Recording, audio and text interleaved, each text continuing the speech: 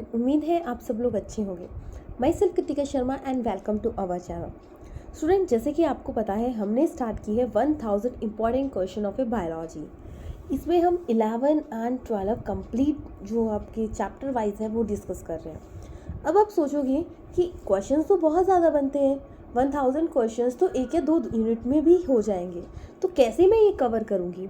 देखिए, जो भी चैप्टर आता है आपका, उसके एक टॉपिक से हम एक क्वेश्चन बना रहे हैं और उन ऑप्शंस को भी हम डिटेल में डिस्कस कर रहे हैं ताकि आप अंडरस्टैंड भी कर पाओ चीज़ों को, और टॉपिक बाय स्टेप सारे क्वेश्चंस बने हुए हैं।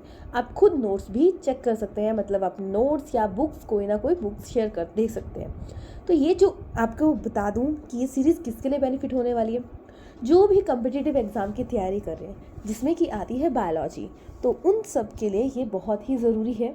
जैसे कि माना कोई छोटे कम्पिटिटिव एग्ज़ाम है, उनमें तो चलो ये 1-2 बार देखेंगे तो आपके लिए हेल्प रहेगी, तो आपको हो जाएगा आपका क्लियर। बट जो कम्पिटिटिव बड़े एग्ज़ाम हैं उनके लिए आपको क्या करना पड़ेगा, ये रिवीजन सीरीज़ रहेगी कि आपका इसमें रिवीजन हो जाएगा और 1-2 बार आप ये चीज़ें पढ़ोगे तो आपको चीज़ें याद रह जाएंगी। सो 1000 क्वेश्चन ऑलरेडी हमने 14 लेक्चर ले लिए हैं। अब आता है आपका 15 चैप्टर, सो 15 लेक्चर। तो चलिए स्टार्ट करते हैं। सो आज का क्वेश्चन आता है, रेस्पिरेशन एक कैसा प्रोसेस है।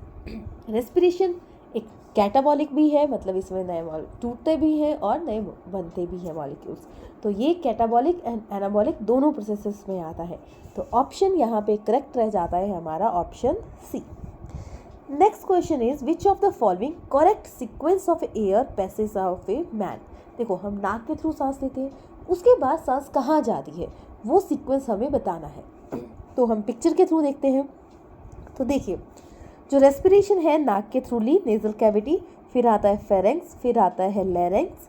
देखो, फेरेंक्स के पास मैं बता दूं एक फ्लैप टाइप स्ट्रक्चर होता है जिसे कि हम एपिग्लॉटिस बोलते हैं। जब कोई सांस लेता है या खाना खा रहा है तो वो कोलैप्स ना करे, तो ग्लॉटिस एपिग्लॉटिस जो उसके ढक्कन बोल सकते हो, वो क्लोज या ओपन कर देता है ताकि कोई दिक्कत ना आए। तो एपिग्लॉटिस कहाँ प्रेजेंट होते हैं, फेरेंक्स में। फेरेंक्स के भी कहाँ पे, लेरेंजोफेरेंक्स, अगर ऑप्शन में ये क्वेश्चन आ जाए। फिर आता है larynx, voice box, Adam Apple बोला जाता है। फिर आता है ट्रेकिया, फिर आता है प्राइमरी ब्रोंकी, फिर आता है लंग्स में, लंग्स के मतलब लंग्स आ गया पूरा, ब्रोंकी के बाद ब्रोंक्यूल्स आते हैं, उसके बाद आपके एल्वियोलाई आ गई। सो देखते हैं इसमें कौन सा करेक्ट क्लियर है ऑप्शन। नेजल कैविटी के बाद फेरेंक्स आता है, लैरिंक्स आता है, फिर ट्रेकिया, फिर ब्रोंकी, फिर ब्रोंक्यूल्स। तो ऑलरेडी देखो फर्स्ट ऑप्शन ही करेक्ट आ जाता है, तो option A is the correct. Next question की बात कर रहे हैं हम, respiration on surface is called. अगर रेस्पिरेशन ओनली सरफेस पे हो रही है, अंदर तक नहीं जा रही है, तो हम उस टाइप की रेस्पिरेशन को क्या बोलते हैं। देखिए, मेनली रेस्पिरेशन आती है 2 टाइप्स की, एक्सटर्नल एंड इंटरनल। अब इनमें डिफरेंस क्या है। देखिए, जब भी आप कोई टॉपिक पढ़ रहे हैं तो याद रखना, कभी भी आपको उनमें डिफ्रेंशिएशन, लाइक अगर आप कोई टॉपिक पढ़ रहे हो तो हाँ, पीछे आपने इससे रिलेटेड क्या पढ़ा था, ठीक है, आप इसके एक्सक्रीटरी सिस्टम के बारे में पढ़ रहे हो, अच्छा पीछे क्या पढ़ा था, रेस्पिरेटरी सिस्टम की बात कर रहे हैं, हम नाक से सांस लेते हैं, पेड़ कैसे सांस लेते हैं, कॉकरोच कैसे सांस लेते हैं, अर्थवर्म कैसे सांस लेती है। जस्ट थिंक, जब आप ऐसे सोचोगे तो आपको कोई चीज़ कॉम्प्लिकेटेड लगेगी ही नहीं। तो चीज़ों को आपको रटना नहीं है, उसको फील करके, महसूस करके चीज़ों को पढ़ना है ताकि आपको भी मज़ा आए और चीज़ें भी परमानेंट रहे और डे टू डे लाइफ में आप चीज़ों को यूज़ कर सकें। देखिए, एक्सटर्नल में आता है अपर लेवल पे, जैसे कि लंग्स तक गया, पूरा सिस्टम हो गया, तो ये तो आगे एक्सटर्नल। बात करें इंटरनल रेस्पिरेशन के, इंटरनल रेस्पिरेशन में टिश्यूज़ तक सेल्स, मतलब जो आप बोल सकते हो गैसेस जाती हैं। तो कभी आपने ऑब्जर्व किया है कि हम सांस तो लेते हैं, तो क्या हम और गैसेस भी सांस में लेते हैं। तो और गैसेस लेते हैं तो वो कहाँ जाती है, और गैसेस का कोई रोल तो नहीं है हमारी बॉडी में। तो क्या हमारी बॉडी में नाक में फिल्टर लगा है कि और गैसेस को आने नहीं देता। तो ये क्वेश्चन आप लोगों के लिए है। आप बताओगे कमेंट बॉक्स में कि कैसे आप सांस लेते हो, कौन सी गैस लेते हो, एंड और गैसेस भी लेते हो, कोई फिल्टर लगा है हमारे नाक में कि और गैसेस अंदर नहीं जाने देते। तो ये चीज़ आप कमेंट बॉक्स में ज़रूर बताइएगा और सोचिएगा ज़रूर। तो तो अभी हम बात कर रहे हैं इंटरनल रेस्पिरेशन की, जो सेल तक जाती है। तो हमें पूछा है सरफेस तक, तो वो आती है external respiration. Next question is, देखो कोई भी बॉक्स है उसको आप कवरिंग होती है उसके अंदर सामान रखते हो, तो लंग्स की कवरिंग क्या आती है? तो देखेंगे, देखो ये आते हैं हमारे लंग्स, और लंग्स की जो कवरिंग आती है वो आती है प्लूरल, ठीक है, प्लूरा, ठीक है, प्लूरल कैविटी। प्लूरल कैविटी के बाद प्लूरल मेम्ब्रेन जो ऊपर होती है, जो लंग्स को प्रोटेक्ट करती है। सो ऑप्शन हम देख लेंगे प्लूरा कहाँ आता है, तो ऑप्शन आ गया बी। पेरिकार्डियम होती है हार्ट की कवरिंग, और आर्टरीज ऑक्सीजनेटेड ब्लड कैरी करने को काम करते हैं, और हाइपोथेलियल ये तो प्लांट किंगडम से रिलेटेड है। नेक्स्ट बात करें हम, maximum exchange of gases in a lung, कहाँ पे मैक्सिमम एक्सचेंज होती है गैसेस की? सो ऑब्वियसली जब एंड पॉइंट होता है वहाँ पे सब कुछ कंप्लीट होके फिर आगे को बढ़ा जाता है। अगर बच भी जाए तब भी कंप्लीट करना पड़ता है। तो जैसे कि किसी को काम बोला हो करने को, तो काम के लिए आप क्या करते हो, एंड मोमेंट में काम करते हैं मैक्सिमम, तो एंड टाइम में कंप्लीट तो करना ही पड़ेगा। तो एंड में सारा कुछ हो जाता है, बीच में धीरे धीरे चलता है, लास्ट स्टेज जब आता है तो आप पूरा कंप्लीट कर देते हो। तो वैसे ही जो एंड आता है आपका लंग्स का, वो आता है एल्वेलाई, ठीक है, ये सैक लाइक स्ट्रक्चर होता है, और मिनिएचर ऑफ ए लंग भी एल्वेलाई को बोला जाता है। सो देखेंगे ऑप्शन रह जाता है आपका सही, एल्वेलाई, ऑप्शन सी। नेक्स्ट देखिए, जब भी आप पढ़ते हो तो आपको सिर्फ एक ऑप्शन के बारे में नहीं डिस्कस करना है, आपको चारों ऑप्शन के बारे में डिस्कस करना है। तो आपको पता है नाक के थ्रू लंग्स फेरेंक्स आता है, फिर लेरेंक्स आता है, लेरेंक्स के बाद क्या आता है, ट्रेकिया, ट्रेकिया के बाद ब्रोंकी, ब्रोंकी के बाद ब्रोंक्यूल्स आते हैं, और उसके बाद एल्वेलाई आती है। नेक्स्ट, कभी आपने सोचा है कि आप 1 मिनट में कितनी बार सांस लेते हैं? ऑब्जर्व करो, 1 मिनट तक सांस लो नॉर्मल, ऐसा नहीं बोल रही हूँ कि अब ऑब्जर्व करना तो डीप ब्रीदिंग करने लगे, जस्ट नॉर्मल एवरेज कितना लेते हो?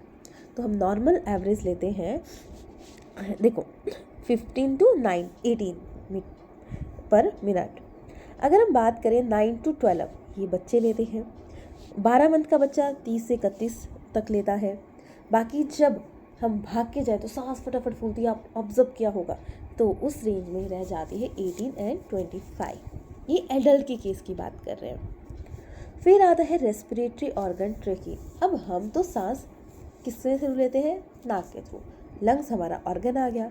अब यहाँ पे ट्रेकी जो होती है, रेस्पिरेटरी ऑर्गन ट्रेकिया किस में प्रेजेंट होता है? तो देखो, प्रॉन में तो होते हैं गिल्स, अर्थवॉर्म में स्किन के थ्रू सांस लेता है, फ्रॉग 2 टाइप से सांस लेता है, स्किन एंड लंग। स्किन तब जब वो पानी में होता है, और आपको पता है इसे हम एम्फीबियंस बोलते हैं, और लंग तब जब वो लैंड पे रहता है। तो बाकी ऑप्शन हमारे पास कॉकरोच ही बचता है, पर हमें देखना पड़ेगा कहाँ पे है। देखो, नाक जैसे नाक के थ्रू हम सांस लेते हैं, वैसे ही कॉकरोच का नाक है स्पायरकल, और उसका जो नेटवर्क है लाइक हमारा लंग्स, तो इसका लंग आता है ट्रेकिया। सो ऑप्शन यहाँ पे हमारा करेक्ट हो गया B, cockroach. Next, cutaneous respiration. Cutaneous का मतलब होता है स्किन के थ्रू सांस लेना।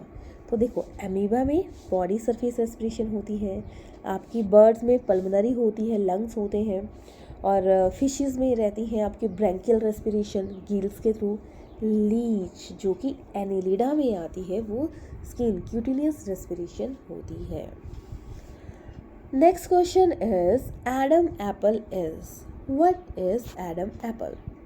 तो अब एप्पल ये खाने वाला एप्पल नहीं है, एप्पल है साउंड बॉक्स, ठीक है, जो हमारा लैरिंक्स है, यहाँ पे एडम एप्पल, हिंदी में इसे आदम का सेब बोलते हैं। तो जो हमारी साउंड प्रोड्यूसर, आप देखना, ऑब्जर्व करना अपने गले के पास कहाँ से साउंड आ रही है, तो जिस पोर्शन से साउंड आ रही है उसे हम बोलते हैं लैरिंक्स। सो ऑप्शन आपका तो करेक्ट हो गया बी। आपको एल्वेलाई का पता है क्या होता है? Miniature of a lung. वल्वाई सॉफ्ट पोर्शन होता है हमारे मुंह में। फेरेंक्स में होता है एपिग्लॉटिस। फिर आता है during strenuous exercise glucose convert into, जब आप बहुत ज़्यादा एक्सरसाइज करते हो तो ग्लूकोज किस में कन्वर्ट होता है? तो देखिए रेस्पिरेशन होती है दो टाइप्स की, एरोबिक एंड एनारोबिक। एरोबिक में चाहिए होती है ऑक्सीजन, एनारोबिक में ये ना मिक्स टाइप की रहती है, लाइक बिल्ड आउट ऑक्सीजन जब रेस्पिरेशन हो रही है तो अल्कोहल बनता है। अगर मसल्स में स्मॉल टाइम के लिए ऑक्सीजन नहीं रहेगी तो लैक्टिक एसिड बन जाता है। कभी कभी आप काम करते हैं बहुत दिनों बाद, जैसे ज़्यादा सीढ़ियाँ चढ़ ली, ज़्यादा वर्कआउट कर लिया, तो हमारी मसल के हर पोर्शन तक ऑक्सीजन नहीं जाती है, तो क्या होता है वहाँ पे, तो वहाँ पे बन जाता है लैक्टिक एसिड, जो कि क्या करता है, जो कि हमें क्या बनाता है, दर्द, पेन करता है। फिर उसके बाद नहाओगे आप, वॉशरूम मतलब वॉशरूम तो नहीं, नहाओगे, रेस्ट करोगे, तो आपका लैक्टिक एसिड फिर से ग्लूकोज में कन्वर्ट हो जाएगा, जिसकी वजह से नॉर्मल प्रोसेस रहता है। तो ऑप्शन यहाँ पे बन गया लैक्टिक एसिड। पायरुविक बनता है जब ग्लूकोज कन्वर्ट होता है ना, तो ग्लूकोज का जो डिवीज़न होता है ग्लाइकोलिसिस प्रोसेस में, उसमें पायरुविक एसिड बनता है। उसके बाद आपका एरोबिक एंड एनारोबिक रेस्पिरेशन चलता है। जो ग्लाइकोलिसिस होती है वो दोनों में सेम रहती है। ऑलरेडी हमने इसके बारे में डिस्कस कर लिया है, तो मैंने इसको ऐड नहीं किया है। अब next question is energy currency of a cell. Energy किससे मिलती है, तो वो तो मिलती है एटीपी से, adenosine triphosphate. Option C is the correct. Next, tidal volume in a air. तो टाइडल वॉल्यूम जो रहता है वो देखते हैं, remaining in a lung after forcefully expiration. ये तो होता नहीं है, क्योंकि टाइडल वॉल्यूम आता है एक्सचेंज जो गैसेस हो रही है ड्यूरिंग नॉर्मल ब्रीदिंग, तो वो ऑप्शन बी, तो वो रहता है 500, जिसमें से 350 तो एक्सचेंज हो जाता है, 150 रह जाता है। सो अलग अलग तरीके से क्वेश्चन आ सकता है। टाइडल वॉल्यूम की रेंज कितनी रहती है, 500, कितना एक्सचेंज होता है 350, कितना डेड स्पेस है 150। सो हो गए ना 3-4 क्वेश्चन अलग अलग वे से यहाँ पे कंप्लीट आपके। नेक्स्ट आपका पॉइंट बनता है, break down of a pyruvate to a carbon dioxide water energy occur in. किसमें होता है ये, तो पायरुवेट कन्वर्ट होता है आपका किसमें, mitochondria. So you know about a mitochondria. Mitochondria को power house of the cell बोलते हैं, क्योंकि यहाँ पे सिंथेसिस होती है एटीपी की, एंड इसका खुद का डीएनए भी होता है। नेक्स्ट बात करें, टोटल लंग कैपेसिटी। सो हर चीज़ हमें यहाँ पे पढ़नी है। देखो, tidal volume and expiratory reserve volume. तो टाइडल वॉल्यूम तो हमने पढ़ा था कि 500 रहता है, प्लस आपका जो एक्सपिरेटरी रिजर्व वॉल्यूम है, मतलब एक्स्ट्रा रिजर्व वॉल्यूम रह गया, वो रहता है 100 तक, तो रेंज आ गई टोटल 1500। ये तो नहीं है आपका, क्योंकि ये है एक्सपिरेटरी कैपेसिटी। फिर आता है expiratory reserve volume and reserve volume. इसमें देखो रिजर्व वॉल्यूम क्या था 1000 एंड एक्सपिरेटरी रिजर्व वॉल्यूम 1500, तो टोटल हो गया 2500 ml। फंक्शनल रेजिडुअल कैपेसिटी इसे हम बोलते हैं, देखेंगे functional residual capacity ERV upon RV 2500 ml। तो नेक्स्ट आप देखोगे, नेक्स्ट जो ऑप्शन है उसमें 3 चीज़ें हैं, tidal volume, inspiratory reserve volume, expiratory reserve volume. तो देखेंगे ये तीनों चीज़ें किस में हैं, तीनों चीज़ें हैं वाइटल कैपेसिटी में। तो वाइटल कैपेसिटी टोटल रहती है तीनों को मिला के 4500 तक, 35 से लेके 4600 तक ml तक रेंज रहती है, तो ये तो है नहीं। नेक्स्ट आता है टोटल लंग कैपेसिटी। हर पॉइंट इंपॉर्टेंट है, कभी भी कहीं से भी क्वेश्चन आ सकता है, तो आपको हर पॉइंट को अपने माइंड में रखना है। तो टोटल लंग कैपेसिटी आती है, इसको ये सारी चीज़ें आ जाएंगी, वाइटल कैपेसिटी आ गई, 3 चीज़ें आ गई, साथ में रिजर्व वॉल्यूम आ जाएगा। तो रिजर्व वॉल्यूम कितना रहता है आपका 1.5 तक, बाकी जो आपकी वाइटल कैपेसिटी आ गई वो 45 तक, तो टोटल हो गया 4600 या 4800 ml। अब ये range person to person vary करती है, अगर लीटर में होगा तो 5.8 लीटर आ जाएगा। तो आपको चीज़ें याद रखनी है, क्योंकि किसी भी वॉल्यूम से, पॉइंट से भी क्वेश्चन आ सकता है, मिक्स करके भी क्वेश्चन आता है, कैसे भी क्वेश्चन आ सकता है। तो ये मैंने पूरा चार्ट यहाँ पे ऐड किया है, तो यहाँ पे हम करेक्ट भी कर देते हैं आंसर। तो option D is the correct. Next question is maximum amount of A oxygen transport. तो मैक्सिमम अमाउंट ऑक्सीजन किसके थ्रू ट्रांसपोर्ट होती है? तो सॉल्यूशन के फॉर्म में तो रहती है 1 to 7%, दो ही फॉर्म से होती है, एक सॉल्यूशन एक ऑक्सी हीमोग्लोबिन, मतलब हीमोग्लोबिन के साथ ऑक्सीजन लगती है। तो याद रखना हीमोग्लोबिन का कोर एलिमेंट आता है आयरन, तो आयरन भी जरूरी होता है रेस्पिरेशन के लिए, मतलब रेस्पिरेशन मतलब ऑक्सीजन ट्रांसपोर्ट के लिए, क्योंकि वो बाइंड अप नहीं करेगा तो फटाफट ट्रांसपोर्टेशन नहीं होगी। तो ऑक्सी हीमोग्लोबिन में रहती है 97 to 99%। तो बाकी ऑप्शन तो बी तो करेक्ट आ गया। अब what about A carbonic acid? Carbonic acid से कार्बन डाइऑक्साइड ट्रांसपोर्ट होती है, ठीक है, ओनली 7%, बट बाकी हम अगले स्टेप में करते हैं। नेक्स्ट आता है hamburger phenomena is also called. Hamburger phenomena को हम और किस नाम से बोलते हैं?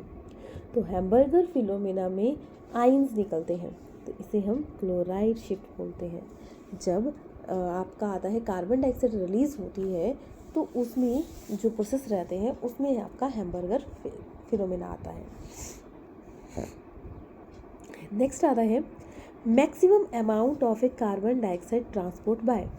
किसके through maximum carbon dioxide transport होती है? तो देखिए कार्बोनिक एसिड हमने अभी किया था 7%, बाइकार्बोनेट के रूप में 70%, हैम्बर्गर इफेक्ट, क्लोराइड्स इफेक्ट, इसे ही बोलते हैं हम। कार्बोनेट होंगे, बाइकार्बोनेट होंगे हाइड्रो सोडियम एंड पोटेशियम के। फिर आता है कार्बो अमीनो हीमोग्लोबिन, बाकी जो रह गया 23% उसमें कार्बो अमीनो हीमोग्लोबिन की प्रेजेंस में ये बाहर को निकलेगी। तो मैक्सिमम किस में रही? बाइकार्बोनेट, तो option B is the correct. Next question करते हैं रेस्पिरेशन इज कंट्रोल बाय। किसके थ्रू रेस्पिरेशन कंट्रोल होती है? तो आपको मालूम है ब्रेन का हर पोर्शन हर चीज़ की मतलब कंट्रोलिंग के लिए बना है, तो उसके लिए बना है आपका क्या बना है? Medulla oblongata portion.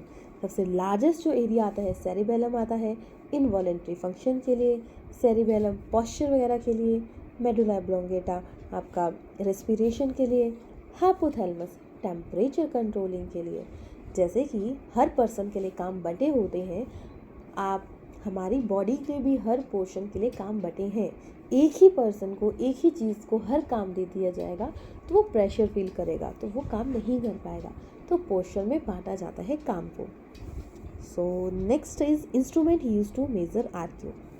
तो ये तीनों ही यूज़ होते हैं आरक्यू मेजर के लिए, तो यानी option D. What about A RQ? RQ होता है, नेक्स्ट स्टेप में देखते हैं इसे हम। आरक्यू होता है volume of A CO2 evolve and volume of A O2 consume. कितनी ऑक्सीजन ली और कितनी निकाली, वो आ गया RQ. So next question is RQ of A protein. तो देखो 1 तो रहता है आपका किसका? कार्बोहाइड्रेट्स का।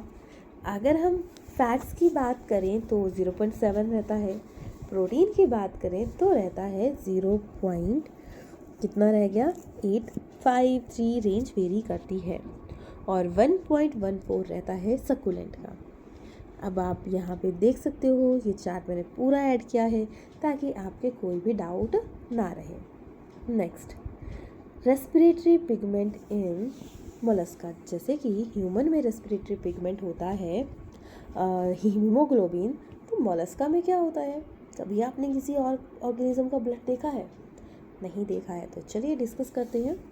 तो रेस्पिरेटरी पिगमेंट जो मोलस्का का रहता है हीमोग्लोबिन वर्टिब्रेट में रहता है, हीमो इरिथ्रोबिन रेड ही होता है, पॉलीकाइटिन में होता है, हीमो इसमें आना था हीमोसाइनिन आना था, ये 2 बार एक ही प्रिंट हुआ है साइनिन। तो इसमें कॉपर कंटेनिंग होता है जो कि मोलस्का का होता है, तो ऑप्शन तो इसमें मैं कोई करेक्ट नहीं कर सकती क्योंकि इसमें आना था हीमोसाइनिन। नेक्स्ट आता है क्लोरोक्यूरिन, आयरन होता है, ग्रीन कलर का होता है, इसमें पॉलीकाइटीज में ये होता है, तो ऑप्शन तो नहीं होगा करेक्ट क्योंकि क्या आंसर है आपका? साइनिन इसका आंसर आ जाता है। नेक्स्ट क्वेश्चन की तरफ बढ़ते हैं। When carbon dioxide concentration in A blood increase, तो क्या होगा? तो जो रेस्पिरेशन होगी, ब्रीदिंग होगी, वो कैसे होगी? फास्टर एंड डीप होगी। तो option B is the correct. Next question is inspiration में डायफ्राम को क्या होगा? अपवर्ड होगा, डाउनवर्ड साइड में जाएगा, या कोई चेंज नहीं होगा, या सडन चेंज होगा? देखिए, ब्रीदिंग इन मतलब अंदर आ रही है, तो डायफ्राम क्या हो रहा है? क्या हो रहा है? डाउनवर्ड। देखो ना, रेंज देख सकते हो, माना आपने ये बांटी रेंज, तो ये तो नीचे आ गया इससे, और रिब्स अपवर्ड जाती हैं, और डायफ्राम जब आउट कर दिया तो डायफ्राम ऊपर एंड रिब्स रिलैक्स। तो ये रहता है। सो ऑप्शन करेक्ट कर लेते हैं हम। इसमें ऑप्शन आ जाएगा मूव इंस्पिरेशन में, तो मूव तो डाउनवर्ड किया, ठीक है, तो option B is the correct. Upward तब करता है जब आउटवर्ड रहती है। नेक्स्ट आता है माउंटेन सिकनेस रिजल्ट 2। माउंटेन में जाते हैं लोग, सिलेंडर लेके जाते हैं, क्यों? ताकि ऑक्सीजन की कमी ना हो। ऑक्सीजन की कमी क्यों होती है? क्योंकि वहाँ पे हो जाता है प्रेशर कम। प्रेशर कम होने की वजह से हो जाती है कमी, किस चीज़ की? सिकनेस की, मतलब ऑक्सीजन की कमी रह जाती है। तो इसमें आता है, सबसे पहले देखते हैं एनीमिक हाइपोक्सिया। इसमें कार्बन मोनोऑक्साइड जब ऑक्सीजन में मिल जाएगा, हमारी गैस में चला जाएगा, अंदर हीमोग्लोबिन के साथ बाइंड हो जाएगा, तब होती है एनीमिक हाइपोक्सिया। फिर आती है हिस्टोटॉक्सिका। साइनाइड जब इम्प्योरिटी ऐड हो जाती है हमारी हीमोग्लोबिन के साथ, तब ये दिक्कत आती है। थर्ड आता है एट्रियल हाइपोक्सिया। तो इसे बोलते हैं माउंटेन सिकनेस। और याद रखना, जो माउंटेन पे रहते हैं लोग, उनका जो आरबीसी काउंट होता है, वो मतलब साइज होता है, वो बड़ा होता है, ताकि वो रेस्पिरेशन ले सके, और क्योंकि ऑक्सीजन वहाँ पे प्रेशर कम होता है। Next is alveoli become enlarge and damage with reduce surface area in heavy smoker.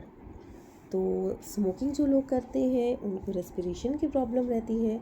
तो इनमें से कौन सी प्रॉब्लम होती है जो लोग स्पेसिफिक स्मोक करते हैं? तो सिलिकॉसिस होती है। सिलिका पार्टिकल इरिटेशन कॉज करेंगे तब।